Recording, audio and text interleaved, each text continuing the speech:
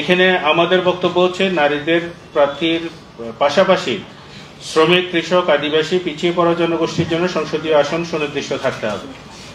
এই বিষয়গুলো যদি আমরা, যেহেতু আপনার রিপ্রেজেন্টেশনের বিষয়গুলোকে একটু নতুনভাবে আমরা ভাবছি, আগে যেরকম 300 আসন সরাসরি ভোটে নির্বাচিত হয়ে আসতো, 50টি আসন নারী আসন থাকতো, সেই জায়গায় যদি আমরা আলাদাভাবে আদিবাসীদের জন্য যদি এই যে রাজনৈতিক দল গঠনের ক্ষেত্রে যে সমস্ত প্রতিবন্ধকতাগুলো আছে, তাদের ধরেন কথার কথা 500টি অফিস থাকতে হবে সারা বাংলাদেশে। যিনি পার্বত্য চট্টগ্রামে রাজনীতি করেন তার রংপুরে কি কারণে অফিস থাকতে হবে? তার তো ওই আঞ্চলিক রাজনীতি, তার তো পুরো দেশীয় রাজনীতি নিয়ে কোনো মাথা ব্যথা নেই, তাই তিনি কি আঞ্চলিক বিষয় নিয়ে রাজনীতি করতে পারবেন না? ফলে ওই রিপ্রেজেন্টেশনের ধারণাগুলো আসলে এই ক্লাস ভিত্তিক জায়গাটা তো আমার মনে হয় যে আমাদের এমফাসাইজ করা প্রয়োজন। গণতান্ত্রিক অধিকার কমিটি 5 অক্টোবর 2024-এ কিছু দাবি দাওয়া উত্থাপন করেছিল যে কি হওয়া উচিত এবং কি করতে হবে। তার মধ্যে অন্যতম যে বিষয়গুলো ছিল সংবিধান এবং বিচার। এর ক্ষেত্রে কথাগুলো ছিল আমাদের এরকম: সংবিধান কমিশনের মাধ্যমে একটি গণতান্ত্রিক সংবিধানের রূপরেখা প্রকাশ করা এবং জনমতের ভিত্তিতে তা চূড়ান্ত করার দাবি ছিল। বিচার বিভাগের প্রকৃত স্বাধীনতা নিশ্চিত করে বিচার বহির্ভূত হত্যাকাণ্ড, পরোয়ানাবিহীন সাদা পোশাকে আটক, গ্রেফতার এবং গুম প্রতিরোধে প্রয়োজনীয় ব্যবস্থা গ্রহণ, এই ছিল হচ্ছে আমাদের মূল দাবি। অন্তর্বর্তীকালীন সরকারের 2 মাস অতিক্রম করার পর সংবিধান সংস্কার কমিশন যে সুপারিশগুলো করেছে তার মধ্যে আমি শুধু 2-1টি জায়গায় বলছি। যেমন তারা রাষ্ট্রধর্ম বহাল রাখার কথা বলেছে এবং সেটার পক্ষে তারা যে যুক্তি যখন উপস্থাপন করেছে, সেখানে কথাগুলো বলতে গিয়ে তারা বলছেন যে কমিশনের ওয়েবসাইটে প্রদত্ত বিপুল সংখ্যাগরিষ্ঠ মানুষ রাষ্ট্রধর্ম বহাল রাখার পক্ষে মত দেন। এই বিপুল সংখ্যাগরিষ্ঠ মানুষ বলতে ওনারা কি সংখ্যা প্রকাশ করেছেন সেটা কিন্তু মোটেও পরিষ্কার নয়। আমাদের কাছে এটা খুবই ঝাপসা একটা বক্তব্য বলে মনে হয়েছে এবং বিশ্বাসযোগ্য মনে হয়নি।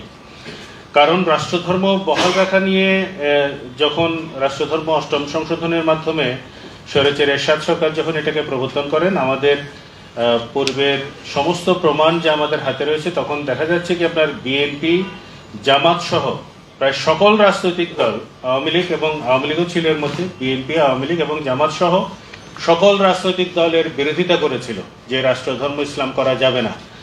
আসলে রাষ্ট্রের এমন কোনো পরিবর্তন এর মধ্যে হয়নি যে কারণে আসলে বিপুল সংখ্যাগরিষ্ঠ মানুষ রাষ্ট্রধর্ম রাখার পক্ষে মত দেবে। তাছাড়াও যে দ্বিচারিতার মধ্যে আমরা এখানে এই ঢুকতে দেখছি, সেটা হচ্ছে আপনি ধর্ম নিরপেক্ষতা রাখার কথা বাদ দেওয়ার কথা বলছেন, কিন্তু বহুত্ববাদ ঢোকাচ্ছেন। বহুত্ববাদ ঢোকাতে গিয়ে যে যুক্তিগুলো দেখানো হয়েছে যে সবার রিপ্রেজেন্টেশনটা এখানে নিশ্চিত করা হবে, কিন্তু সেই সাথে যখন আপনি রাষ্ট্রধর্ম রাখছেন তার মানে দাঁড়াবে এই যে যার শক্তি যতটা সে আসলে শক্তিমানই হচ্ছে প্রাধান্য পাবে। ফলে সবার বহুত্ববাদের যে আলংকারিক অর্থ, সেই অর্থে আসলে বহুত্ববাদের প্রতিষ্ঠা অন্তত আমাদের সমাজ ব্যবস্থায় বা রাষ্ট্র ব্যবস্থায় কখনোই প্রতিষ্ঠা পাবে না। ফলে ধর্ম নিরপেক্ষতার যদি বজায় থাকে তাহলে আসলে এই বহুত্ববাদের ধারণাটা অটোমেটিক্যালি তার মধ্যেও থাকবে এবং রাষ্ট্রধর্ম রাখার যে সুপারিশ সেটার আমরা বিপক্ষেই অবস্থান করছি। আমরা মনে করছি যে সংবিধানে রাষ্ট্রধর্ম রাখার কোনো প্রয়োজনীয়তা নেই। সমাজতন্ত্র বাদ দেওয়ার পক্ষে তারা খুবই আশ্চর্যজনক কিছু যুক্তি তারা দেখিয়েছেন, যে যুক্তিগুলো আমাদের কাছে খুব হাস্যকর মনে হয়েছে। সমাজতন্ত্রের ধারণা বাংলাদেশে ছিল না, স্বাধীনতা পূর্ববর্তী সময়ে ছিল না, এই ধরনের কতগুলো বিষয়কে ওনারা উপস্থাপন করার চেষ্টা করেছেন। ওনারা বলছেন যে সমাজতন্ত্র বৈশ্বিক এবং জাতীয় প্রেক্ষাপটে অনেকটাই অপ্রাসঙ্গিক হয়ে পড়েছে। কমিশন তাদের যৌক্তিকতায় বলেছে যে সমাজতন্ত্র মূলত গণতন্ত্র বিরোধী শাসন ব্যবস্থা। আমরা জানি না এটা কোত্থেকে পেলেন ওনারা, যে সমাজতন্ত্র গণতন্ত্র বিরোধী শাসন ব্যবস্থা। গণতান্ত্রিক শাসন ব্যবস্থা ব্যক্তিগত অধিকার এবং স্বাধীনতার উপর সর্বোচ্চ গুরুত্ব আরোপ করে এবং সমাজতান্ত্রিক শাসন ব্যবস্থার বিরোধী। সমাজতান্ত্রিক শাসন ব্যবস্থা প্রধানত শিল্প সম্পদের নিয়ন্ত্রণ করে, যা ব্যক্তিগত অর্থনৈতিক সিদ্ধান্ত নেওয়ার ক্ষেত্রে এবং মুক্তবাজার অর্থনীতির উপর সীমাবদ্ধতা আরোপ করে। বোধহয় এই জায়গাটাই ওনারা খোলাসা করেছেন যে মুক্তবাজার অর্থনীতিকে প্রাধান্য দিতে গিয়ে ওনারা সমাজতন্ত্রের ধারণাটাকেই গুলিয়ে ফেলেছেন। আমাদের বক্তব্য যেটা গণতান্ত্রিক অধিকার কমিটির পক্ষ থেকে, সেটা হলো যে স্বাধীনতার পূর্ববর্তী রাজনৈতিক সংগ্রামের সময়ে এদেশের মানুষের মধ্যে সমাজতন্ত্রের আকাঙ্ক্ষা ছিল। তার ধারাবাহিকতায় 72-এর সংবিধানে বিষয়টি মূলনীতি হিসেবে অন্তর্ভুক্ত হয়েছে।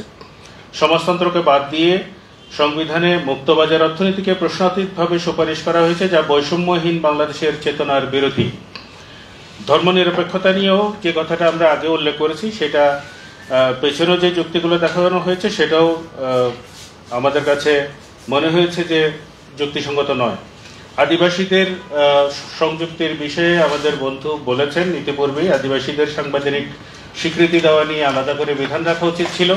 যেখানে বহুত্ববাদের কথা বলে আপনি ধর্মনিরপেক্ষতা বাদ দিতে চাইছেন, সেখানে আপনি আদিবাসীদের আলাদা স্বীকৃতির কথাটা পরিষ্কার করতে পারলেন না, ফলে এটা সীমাবদ্ধতা হিসেবে আমাদের কাছে মনে হয়েছে। ফেসিবাদী শাসন, ধর্মনিরপেক্ষতা নাকি ফেসিবাদী শাসনের আদর্শিক ভিত্তি হিসেবে ব্যবহৃত হয়েছিল। এইটারও আমরা কোথাও কোনো রকমের কোনো কিছু খুঁজে পাইনি যে ধর্মনিরপেক্ষতা কিভাবে ফেসিবাদী শাসনকে জোরদার করেছে গত 15 বছর। এইটা আমাদের কাছে খুব পরিষ্কার অবস্থান নিয়ে আমরা বলতে চাই যে এটা সংবিধান সংস্কার কমিশনেরই ইতিহাস বিকৃতি। এর বাইরে মৌলিক অধিকারের জায়গায় সময়ের স্বল্পতায় আমি আর ওই সুপারিশগুলো তার বেশিক্ষণ থাকছি না। আমি মৌলিক অধিকারের জায়গায় 2-1টি জায়গায় একটু দেখাচ্ছি। মৌলিক অধিকারের ক্ষেত্রে তারা বলেছেন যে তথ্য পাওয়ার অধিকারকে মৌলিক অধিকার হিসেবে নিশ্চিত করার জন্য সংবিধানে একটি নতুন অনুচ্ছেদ সংযোজন করার কথা ওনারা প্রস্তাব করেছেন। আমাদের বক্তব্য হলো যে নতুন কোনো প্রযুক্তি সম্পর্কিত চুক্তি এর সবকিছুর ক্ষেত্রে জনগণের তথ্য জানার অধিকারকে স্বীকৃতি দেওয়ার বিধান থাকতে হবে। সিদ্ধান্ত নেওয়ার পূর্বে সংসদে এই বিষয়ে বিস্তারিত আলোচনা হতে হবে। আমরা এর মধ্যে অন্তর্বর্তীকালীন সরকারের সময়ে স্টারলিংকের সাথে এলন মাস্কের এই ব্যবসায়িক প্রতিষ্ঠানের সাথে সংযুক্ত হয়ে পড়েছি, চুক্তি করে ফেলেছেন ওনারা।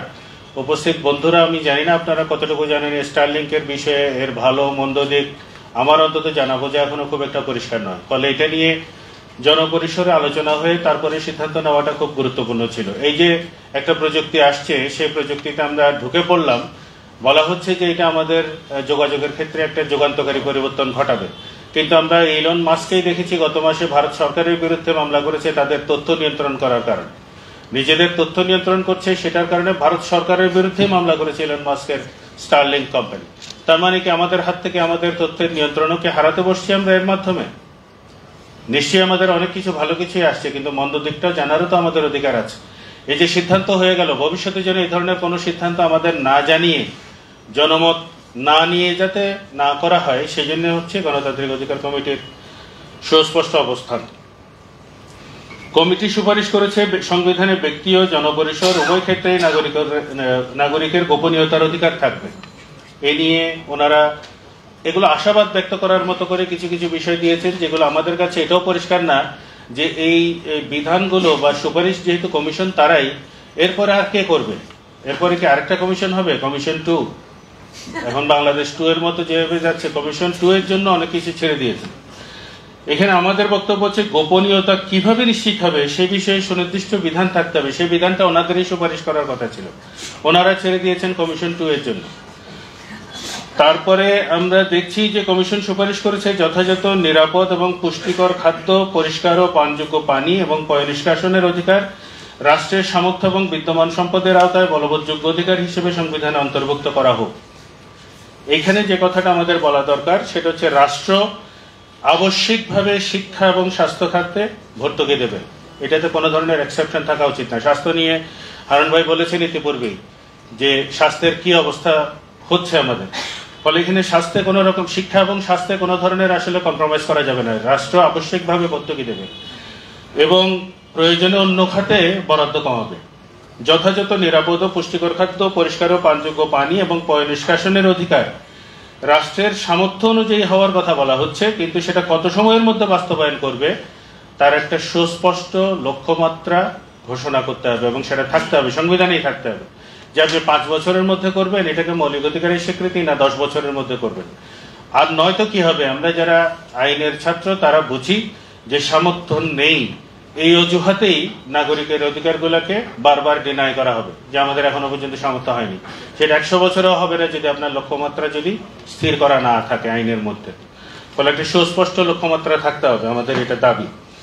কমিশন সুপারিশ করেছে সংবিধানে ভোক্তা সুরক্ষার অধিকারকে স্বীকৃতি প্রদান করা হোক, এই বিষয়ে আমরা একমত, খুবই ভালো পরামর্শ।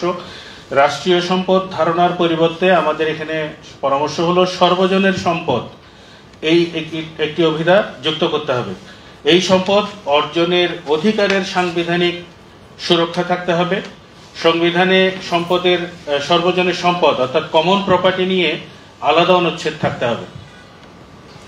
কমিশন সুপারিশ করেছেন ন্যূনতম ন্যায্য মজুরি সহ নিরাপদ ও স্বাস্থ্যকর কর্মপরিবেশের মাধ্যমে সম্মানজনক ও সুরক্ষিত কাজের অধিকারকে বলবৎযোগ্য করা হোক। এক্ষেত্রে আমাদের দাবি তাদের সুপারিশের পাশাপাশি জাতীয় নিম্নতম মজুরি ন্যাশনাল মিনিমাম ওয়েজেস ধারণা যুক্ত করতে হবে। প্রত্যেকটা দেশেই দেখবেন যে প্রতি ঘন্টায় একজন শ্রমিক কত টাকা নিম্নতম মজুরি পাবেন, সেটা যে পেশাতেই ঢোকেন না কেন, সেই নিম্নতম জাতীয় মজুরি ঘোষণাটা আমরা যেহেতু ঘন্টা হিসেবে নয়, আমাদের যেহেতু মাসিক বেতন হয়, ফলে মাসে নিম্নতম কত মজুরি থাকবে একজন শ্রমিকের বা একজন পেশাজীবীর, সেইটার একটা স্ট্যান্ডার্ড থাকতে হবে। সেটা আইনের মাধ্যমেই পরিষ্কার থাকা ভালো। কমিশন সুপারিশ করেছে জীবনের অধিকার, চিন্তা ও বিবেকের স্বাধীনতা, আইনের দৃষ্টিতে সমতা, নিপীড়ন কিংবা নিষ্ঠুর, অমানবিক বা অমর্যাদাকর দণ্ড বা ব্যবহারের উপর নিষেধাজ্ঞা, দাসত্ব ও জবরদস্তি শ্রমের নিষেধাজ্ঞা সহ নির্দিষ্ট কিছু অধিকারকে কোনো ধরনের সীমা আরোপের অধীন করা যাবে না, অর্থাৎ কোনো কন্ডিশন দেওয়া যাবে না। সেটা আমরা সাপোর্ট করি। এর সাথে যে কথাগুলো একটু আলাদাভাবে যুক্ত করা দরকার, যে আপনার যেহেতু বলছেন যে নিষ্ঠুর অমানবিক দণ্ড দেওয়া যাবে না, কারো জীবন বা জীবনের অধিকারের উপর, চিন্তার অধিকারের উপর কোনো সীমা আরোপ করা যাবে না, সেক্ষেত্রে একটা প্র্যাকটিক্যাল প্রবলেম আমাদের বিদ্যমান সংবিধানের মধ্যে আছে, যেটা আমরা এত বছর সাফার করেছি। সেটা হচ্ছে যখনই গুম হতো, গুমের ঘটনা ঘটতো, যেমন মাইকেল চাকমা গুম হয়েছে, মাইকেল ফিরে এসেছে, ও লাকি। মাইকেলের গুমের মামলা যখন আমি করতে যাই, তখন আমাকে আবশ্যিকভাবে, আমি পার্টি করেছিলাম হচ্ছে সেনাবাহিনীর প্রধান থেকে শুরু করে ডিজিএফআই এর প্রধান থেকে শুরু করে সবাইকে, এই মামলাটাই আসলে চলে না। কারণ আইনের মধ্যে আইন শৃঙ্খলা রক্ষাকারী বাহিনী বলতে কেবল বলা আছে পুলিশ, পুলিশের বাইরে আর কেউ নেই। কিন্তু র্যাব যখন নিয়ে যায়, র্যাব তো পুলিশ না। আর্মি যখন নিয়ে যাচ্ছে, ডিজিএফআই যখন তুলে নিয়ে যাচ্ছে, মাইকেলকে যেরকম তুলে নিয়েছিল সেনাবাহিনী, ডিজিএফআই তুলে নিয়ে গেছে। কিন্তু আদেশ দেওয়ার ক্ষেত্রে কোর্টের যে সীমাবদ্ধতা, সেটা হচ্ছে কোর্ট তো আর সেনাবাহিনীকে বলতে পারবে না আপনি দিয়ে যান, কারণ আইনে তো সেনাবাহিনীকে আইন শৃঙ্খলা রক্ষাকারী বাহিনী হিসেবে বলা হয়নি, বা তাদের সেটা কাজও না। এখন গুমের ক্ষেত্রে যদি হয়, অর্থাৎ মানুষের জীবন রক্ষার ক্ষেত্রে যদি হয়, তাহলে আদালতে হেভিয়াস কর্পাসের যে রিটের ব্যাপারটা আছে, বিধান যেটা আছে, সেখানে আসলে সকল রাষ্ট্রীয় বাহিনীর বিরুদ্ধে হেভিয়াস কর্পাস প্রযোজ্য হবে, এই ধারণাটা যুক্ত করতে হবে। আদারওয়াইজ আমার তো কোনো রেমেডি নেই। আমি যখন মাইকেল চাকমার জন্য মামলা করলাম, আদালত নির্দেশ দিল জেলা কারাগারকে যে বাংলাদেশের কোন কারাগারে আছে সেটার একটা সুস্পষ্ট তথ্য যেন 1 মাসের ভিতরে আদালতকে দেওয়া হয়। তারা তথ্য দিয়ে দিল আমাদের কোনো কারাগারেই মাইকেল চাকমা আটক নেই, মামলা শেষ। অর্থাৎ বাচ্চাদের খেলার মতো হচ্ছে আইনের বিষয়গুলোকে নিয়ে আদালতে নিয়ে গিয়ে খেলছি। একটা কাজ হতে হয়েছে, মামলাটা থাকার কারণে তাকে মেরে ফেলেনি। অন্যদের ব্যাপারটা তো আমরা এখনো পর্যন্ত পরিষ্কার বলতে পারছি না। এখন এর বাইরে যে কথাগুলো এসছে, যে আপনার প্রতিটি মৌলিক অধিকারের ক্ষেত্রে আলাদা আলাদা সীমা আরোপের পরিবর্তে একটি সাধারণ সীমা আরোপের বিধান যুক্ত করার পরামর্শ তারা দিয়েছেন। মৌলিক মানবাধিকার ও স্বাধীনতা পক্ষে স্বীকৃত কোনো মৌলিক অধিকার বা স্বাধীনতা কেবল আইন দ্বারা এবং শুধু সেই পরিমাণ সীমিত করা যাবে যে পরিমাণ সীমা আরোপের একটি মুক্ত এবং গণতান্ত্রিক সমাজে যুক্তিসঙ্গত ও ন্যায়সঙ্গত। এগুলো সব ভেগ টার্ম, লয়ের এরকম ভেগ টার্ম, ওপেন এন্ডেড যদি টার্ম আপনি রেখে দেন, তাহলে এর ব্যবহারের ক্ষেত্রে এক একজন এক এক রকম ভাবে ইন্টারপ্রিটেশন করতে থাকে। এগুলোকে সুস্পষ্ট করা খুবই জরুরি। আরোপিত সীমা সাংবিধানিক কিনা তা নির্ধারণের ক্ষেত্রে নিম্নবর্ণিত মানদণ্ড বিবেচিত হবে। ওনারা কিছু মানদণ্ডের কথা বলেছেন, যেগুলো আমাদের কাছে মনে হয়েছে যে কিছুটা এসছে। যেমন ধরেন, আইন দ্বারা আরোপিত সীমা বৈধ গুরুত্বপূর্ণ উদ্দেশ্য পূরণ করে কিনা, আরোপিত সীমা উক্ত উদ্দেশ্যের সাথে যৌক্তিকভাবে সম্পর্কিত কিনা, আইনের উদ্দেশ্য অর্জনের জন্য এই সীমা কম বাধা সৃষ্টিকারী উপায় কিনা, এই সীমা আরোপের এবং আইনের উদ্দেশ্যের গুরুত্বের মধ্যে ভারসাম্য আনুপাতিকতা রক্ষা করা হয়েছে কিনা, এবং এই সীমা আরোপ সংবিধানের অন্যান্য অধিকার এবং স্বাধীনতার সাথে সামঞ্জস্যপূর্ণ কিনা। এখানে আমাদের যে বক্তব্য আমাদের কমিটির পক্ষ থেকে, সেটা হচ্ছে সকল মৌলিক মানবাধিকারের ক্ষেত্রে সীমা আরোপ করার ক্ষেত্রে যে মানদণ্ডের কথা উল্লেখ করা হয়েছে তা সমস্যাজনক এবং এতে মৌলিক মানবাধিকার প্রয়োগের ক্ষেত্রে বাধা হয়ে দাঁড়াবে। সব অধিকারের ক্ষেত্রেই শর্ত আরোপের প্রেক্ষাপট তৈরি হবে। কিছু অধিকারকে শর্তহীনভাবে রাষ্ট্র বলবৎ করবে, যেমন ব্যক্তির জীবন ও ব্যক্তির স্বাধীনতা। মত প্রকাশের স্বাধীনতার ক্ষেত্রে আইসিসিপিআর এর আর্টিকেল 19 এর দ্বারা নির্ধারিত প্রয়োজনীয় অর্থাৎ অন্যের সম্মান, রাষ্ট্রীয় নিরাপত্তা এবং মোরালিটি এই আলোকে হতে হবে। আর একটা বিষয় অধিকার হিসেবে ওনারা কোনো আলোচনার মধ্যে আনেন নাই, সেটা হচ্ছে জ্বালানির অধিকার। জ্বালানির অধিকারকে মৌলিক অধিকার হিসেবে স্বীকৃতি দিতে হবে। আমরা এখন জাস্ট ট্রানজিশন নিয়ে কথা বলছি। জাস্ট ট্রানজিশনের মৌলিক কথাটাই হচ্ছে যে জ্বালানির উপরে নাগরিকের কর্তৃত্ব প্রতিষ্ঠা করতে হবে। তো সেই কর্তৃত্ব যদি আমার আইনের মধ্যে দিয়ে না থাকে কিভাবে প্রতিষ্ঠা হবে? এনার্জি ট্রানজিশন নিয়ে এখন যে আলোচনা সারা পৃথিবীব্যাপী, সেখানে মূল ব্যাপারটাই হচ্ছে যে ট্যারিফের উপরে এবং এর প্রাপ্যতার ক্ষেত্রে নাগরিকের অধিকার এবং নিয়ন্ত্রণ, বিশেষত নিয়ন্ত্রণ প্রতিষ্ঠা করতে হবে। আদারওয়াইজ এখন পর্যন্ত বাংলাদেশের জ্বালানি খাত যেভাবে চলছে, স্যার বিস্তারিত আরো বলবেন, মন্ত্রণালয় নির্ভর 2003 সনের বিআরসি আইনে পরিষ্কারভাবে বলা থাকলেও যে বাংলাদেশ এনার্জি রেগুলেটরি কমিশন সমস্ত রকমের এনার্জির মূল্য নির্ধারণ করবে, কিন্তু 2003 সনের এই আইন বলবৎ হওয়ার পর থেকে অন্তত লিকুইড ফুয়েল অর্থাৎ পেট্রোলিয়াম জাতীয় যত রকমের পদার্থ আছে সবগুলোর মূল্য নির্ধারণ করে হচ্ছে মন্ত্রণালয়। কোন আইনে? এই নিয়ে তাদের নিজেদেরও কোনো সুস্পষ্ট ধারণা নেই কেন করে। আইনের মধ্যে বলা আছে বিআরসি করবে, করে মন্ত্রণালয়। মন্ত্রণালয় একদিকে হচ্ছে প্রস্তাবনা পাঠায়, এই যে লাইসেন্সি যারা আছে বিআরসির অধীনে তাদের কাছ থেকে প্রস্তাবনা পাঠায় হচ্ছে মূল্য বাড়াতে হবে, ট্যারিফটাকে চেঞ্জ করতে হবে। এবার মন্ত্রণালয়ে বসে নিজেরাই ওই কোম্পানিগুলোর সচিব, যারা যারা সচিব হিসেবে দায়িত্ব পালন করেন তারা আবার মন্ত্রণালয়েরও সচিব হয়ে সে প্রস্তাবনাগুলো আবার অনুমোদন করেন। এই যে কনফ্লিক্ট অফ ইন্টারেস্ট, এই করে করে হচ্ছে আমাদের লুণ্ঠন করে গেছেন, কুইক রেন্টাল আইনের মাধ্যমে লুণ্ঠন করে গেছেন ওনারা বছরের পর বছর, হাজার হাজার কোটি টাকা লোপাট করেছেন এভাবে। এই জায়গাগুলোকে ফলে আমাদের যদি নিয়ন্ত্রণ আমাদের হাতে না আসে জ্বালানির উপরে, এদেশের কোনো কিছুই আমরা ঠিক করতে পারবো না। আমরা আইনসভার ক্ষেত্রে বিস্তারিত আমাদের অবজারভেশন আছে, খুব সীমিত জায়গায় শুধু একটা লাইন বলেই শেষ করবো ওই জায়গায়। সেটা হচ্ছে কমিশন সুপারিশ করেছে যে নারীরা 100টি নির্বাচনী এলাকা থেকে সরাসরি নির্বাচিত হবে এবং নারী প্রার্থীদের মধ্য থেকে। এখানে আমাদের বক্তব্য হচ্ছে নারীদের প্রার্থীর পাশাপাশি শ্রমিক, কৃষক, আদিবাসী, পিছিয়ে পড়া জনগোষ্ঠীর জন্য সংসদীয় আসন সুনির্দিষ্ট থাকতে হবে। এই বিষয়গুলো যদি আমরা, যেহেতু আপনার রিপ্রেজেন্টেশনের বিষয়গুলোকে একটু নতুনভাবে আমরা ভাবছি, আগে যেরকম 300 আসন সরাসরি ভোটে নির্বাচিত হয়ে আসতো, 50টি আসন নারী আসন থাকতো, সেই জায়গায় যদি আমরা আলাদাভাবে আদিবাসীদের জন্য যদি এই যে রাজনৈতিক দল গঠনের ক্ষেত্রে যে সমস্ত প্রতিবন্ধকতাগুলো আছে, তাদের ধরেন কথার কথা 500টি অফিস থাকতে হবে সারা বাংলাদেশে। যিনি পার্বত্য চট্টগ্রামে রাজনীতি করেন তার রংপুরে কি কারণে অফিস থাকতে হবে? তার তো ওই আঞ্চলিক রাজনীতি, তার তো পুরো দেশীয় রাজনীতি নিয়ে কোনো মাথা ব্যথা নেই, তাই তিনি কি আঞ্চলিক বিষয় নিয়ে রাজনীতি করতে পারবেন না? ফলে ওই রিপ্রেজেন্টেশনের ধারণাগুলো আসলে এই ক্লাস ভিত্তিক জায়গাটা তো আমার মনে হয় যে আমাদের এমফাসাইজ করা প্রয়োজন।